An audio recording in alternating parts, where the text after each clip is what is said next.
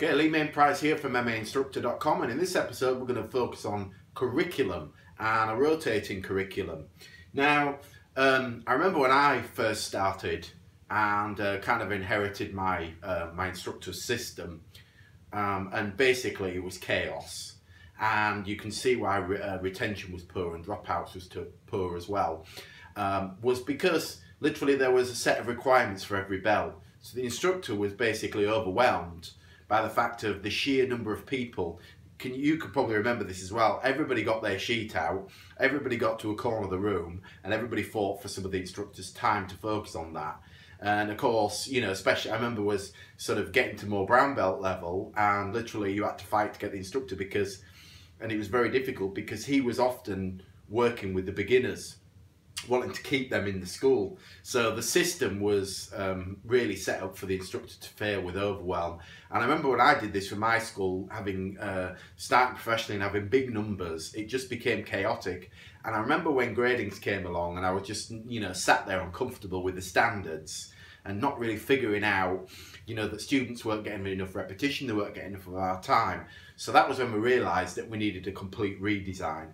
Now, one of the things is to focus on is that your curriculum should motivate people by its design, not demotivate them. And one of the things that fundamentally shifted from me, especially when I think I developed 3 black belts in the first 5 years. And then within the next 3 years after that, I developed 40 black belts. So there was a massive difference, not just in the numbers, but in the standards as well, and in the quality of the coaching and the system that aided that. So one of the main things is why I wanted to show the board here, the trusty whiteboard again, is if you look at this centerpiece in here, this is the typical martial arts curriculum. You have a very sort of steep triangle there, or iceberg. And what's happening is the increase from standards is quite high at the beginning, and then it goes on a gradual increase. Whereas what I figured out was that we need to take out a lot of the requirements, because a lot of it, especially a lot of the combinations and so on that we're doing, we didn't retain any of that because we weren't doing that regularly repetition. So there was kind of not a lot of point to it. So what I did was I stripped out a lot of the curriculum, a lot of the unnecessary, and kept the real bread and butter stuff, the fundamentals, and focused on that. And what we did was we stripped a lot out. And what I found was that by having less demands at the beginning, but having exactly the same demands, we were able to put people on a more of a gradual increase, retain more people, but also have bigger numbers getting to, if you like, the end or stage 1, the black belt. Of course, it's not the end, because when you're like me, when I had 3 black belts, it was all about getting those black belts. Then when I started to develop lots, it then became the headache of losing black belts. So again, that'll be another topic for another day. But one of the most important things is not expecting too much. I mean, I've seen people, I remember online years ago, people saying, oh, he's a yellow belt, he couldn't kick above the waist, so I can't pass him. And that's absolutely mental, crazy. And, you know, so a lot of it is less is more when it comes to curriculum. And you can gradually increase things without watering down your standards at all. I remember when I first started, I was buying the Kovar drills and skills videos, and I was using a lot of those for the fillers in my class, and we were doing that kind of stuff in 1-month cycles.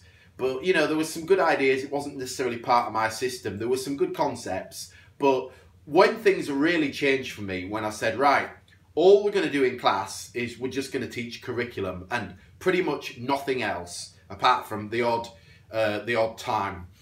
So that was when it really changed for me, when standards went up, progress went up, because all they were doing was working towards gradings. And of course, because we stripped out a lot of the requirements, we made it more simple, students were getting more repetition, so the standards were increasing. They were also picking the skills up quicker, their confidence was being gained, and of course, if the students are progressing, then there's a higher level of interest. And again, I just want to state, we're not talking about reducing standards by any shape or form, we're just changing our approach. And I guess it was like a little bit like a college. If you had 3 out of black belts, and a lot of people would revel in saying, oh, it's because it's tough.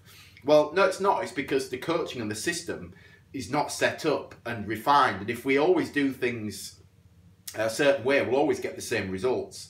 So I was really annoyed about the dropouts and so on. So by changing this system, I was able to reap a lot more rewards with that by doing that. So one of the things is make sure, one of the things, that big thing I changed was I started to teach just curriculum. The other thing was it also got rid of the need for class planning because I had charts, videos, everything mapped out over a 3-year period. And I remember when I was sat with Gerard from Nest and talking about curriculum, and I remember him couldn't really believe that I'd systemized a whole teaching system going back about 15 years ago, and it's been incredibly successful, and lots of school owners have purchased it and use it as well. So there's a few tips there just on your curriculum. Big things that changed for me: less is more, structure everything, just teach curriculum in your classes, you know, not overwhelming too many of these things in there, because repetition is what develops your students.